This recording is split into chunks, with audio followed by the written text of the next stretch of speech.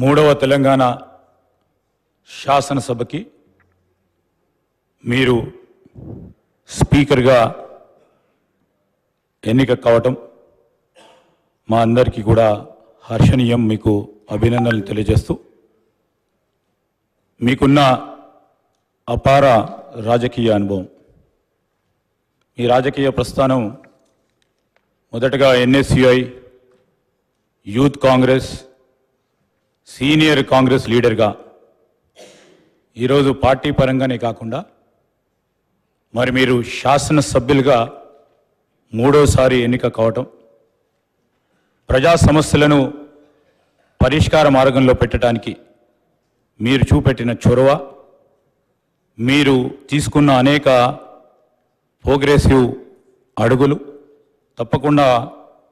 మరి ఐడియలిస్టిక్గా రాబోయే తరాలకు కూడా ఒక ఆదర్శనీయంగా ఉంటాయని, ఆ క్రమంలోనే మీరు మొదటగా ఎంపీటీసీగా, మండలాధ్యక్షులుగా, దాని తదుపరి శాసనసభ్యుడిగా, చైర్మన్గా, మరి ఆనాడు పెద్దలు దామోదర్ రాజనరసింహ గారు ఎస్సీ సబ్ ప్లాన్కి సంబంధించిన ఒక ప్రధానమైన విధానపరమైన నిర్ణయం దేశ చరిత్రలో నిలిచిపోయే ఆ నిర్ణయంలో ప్రధాన భాగస్వాములుగా మీరు నిలవటం, ఆ క్రమేణా మీరు ప్రజా జీవితంలో ప్రజా సంక్షేమము, అదేవిధంగా ప్రజలకు దగ్గరగా ఉండాలని, ఓడినా నేను మీకున్నానని ఒక ధైర్యాన్ని ఇచ్చి ముందుకు నడిపిన వైనాన్ని ఈరోజు గుర్తు తెచ్చుకుంటూ, మరి మీరు మంత్రిగా హ్యాండ్లూమ్స్ అండ్ టెక్స్టైల్స్కి సంబంధించి ఉమ్మడి ఆంధ్రప్రదేశ్ రాష్ట్రంలోనే ఆనాడు ఎయిర్పోర్ట్స్లో కానీ, రైల్వే స్టేషన్స్లో కానీ, కాలేజీలో కానీ, బస్ స్టాండ్స్లో కానీ మీరు హ్యాండ్లూమ్స్ను ఎంకరేజ్ చేయాలని, ప్రోత్సాహం చేయాలని స్టాల్స్ పెట్టడం, ఆ క్రమంలో హ్యాండ్లూమ్స్ అండ్ టెక్స్టైల్స్కి సంబంధించిన వారన్నిటిని కూడా ఆదుకోవాలనే మీ ప్రధానమైన ఉద్దేశాన్ని ఈ సందర్భంలో మరి జ్ఞప్తికి తీసుకొస్తూ, రాబోయే కాలంలో కూడా మరి ఇప్పటి వరకు కూడా ఒక మంచి సాంప్రదాయాన్ని మూడవ శాసనసభకు సంబంధించి, తెలంగాణ శాసనసభకు సంబంధించి ఒక మంచి సాంప్రదాయాన్ని ఏర్పాటు చేయాలని సభానాయకులు మరి ముఖ్యమంత్రి గారు ప్రతిపాదించిన మీ అభ్యర్థిత్వాన్ని మేము కోరగానే టీఆర్ఎస్ పార్టీ వారు కానీ, అదేవిధంగా ఎంఐఎం పార్టీ వారు కానీ, అదేవిధంగా ఈరోజు బీజేపీ పార్టీ వారు కానీ మేము ఒక మంచి సాంప్రదాయాన్ని నెలకొల్పుదాం, మన రాష్ట్రాన్ని ఒక ఆదర్శనీయమైన రాష్ట్రంగా శాసనసభ వ్యవహారాలకు సంబంధించి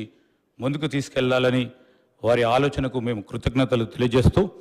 అదేవిధంగా గౌరవ శాసనసభ్యుల హక్కులకు సంబంధించి మీరు కూడా శాసనసభ్యుడిగా వారికి సంబంధించి మరి రాజ్యాంగంలో వారికి కలిగించిన హక్కులను కాపాడే ప్రతి క్రమంలో ఈరోజు మీరు వారికి అండగా నిలబడతారని, ఈ హౌస్ను కూడా సజావుగా నడపడానికి మేము ప్రతిపక్షాలకు సంబంధించిన శాసనసభ్యులందరినీ కూడా కోరుతా ఉన్నాం. మరి గౌరవ స్పీకర్ గారు ఏ నిర్ణయం తీసుకున్నా సభా సాంప్రదాయాలను బట్టి, రూల్స్ అండ్ ప్రొసీజర్ ప్రకారం వారు తీసుకునే నిర్ణయానికి పూర్తి స్థాయిలో వారికి మరి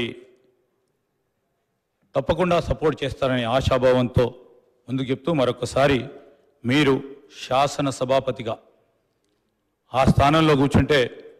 నేను మాకు ప్రత్యేకంగా మా కుటుంబానికి సంబంధించి మా నాన్నగారు శ్రీపాదరావు గారు శాసన సభాపతిగా మరి అదే చైర్లో ఇదే శాసనసభలో మరి అనేక సంవత్సరాలు శాసన సభాపతిగా వారు ఈ శాసనసభను నడిపించిన వైనాన్ని ఒకసారి జ్ఞప్తికి తెచ్చుకుంటూ, మీరు ఈ 5 సంవత్సరాల కాలం పాటు ఈ శాసనసభని దిగ్విజయంగా ఈ తెలంగాణ రాష్ట్రంలో ఉన్న ప్రజా సమస్యలను ఈ శాసనసభ వేదిక ద్వారా తీరికంగా చర్చించే ఆలోచన చేస్తూ ఉన్న మా ప్రభుత్వానికి సంబంధించి మీరు తప్పకుండా మీరు దిశని ఇవ్వాలని కోరుకుంటూ మరొకసారి మీకు అభినందన తెలియజేస్తూ సెలవు తీసుకుంటాను. శ్రీ కల్వకుంట్ల తారక రామారావు.